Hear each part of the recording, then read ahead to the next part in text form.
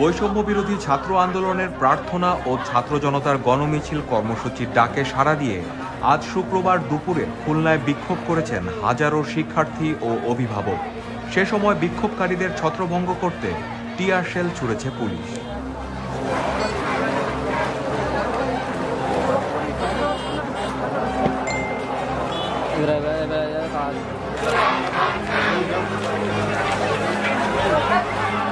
ঘটনাস্থল থেকে the daily স্টারের সংবাদদাতা জানান, দুপুরে জুমা নামাজ শেষে বিভিন্ন পয়েন্ট থেকে মিছিল নিয়ে শিববাড়ি মোড়ে জড়ো হতে চেষ্টা করে বিক্ষোভকারীরা। এরপর গল্লামারী ব্রিজ পার হয়ে খুলনা বিশ্ববিদ্যালয়ের দিকে যেতে থাকলে মিছিলটি ছত্রভঙ্গ করতে টিয়ার শেল ছোড়ে পুলিশ। বাধার মুখে আন্দোলনকারী শিক্ষার্থীরা সামনে এগিয়ে আবহাওয়া অফিস ও জিরো পয়েন্টে অবস্থান নেয়।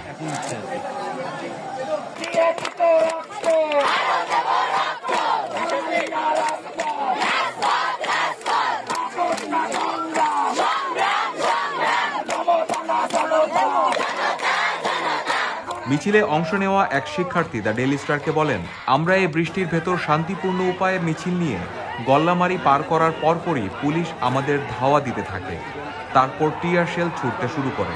শিক্ষার্থীদের অভিযোগ, পুলিশের লাঠিচার্জ ও টিয়ার শেলে 50 জনের বেশি আহত হয়েছেন।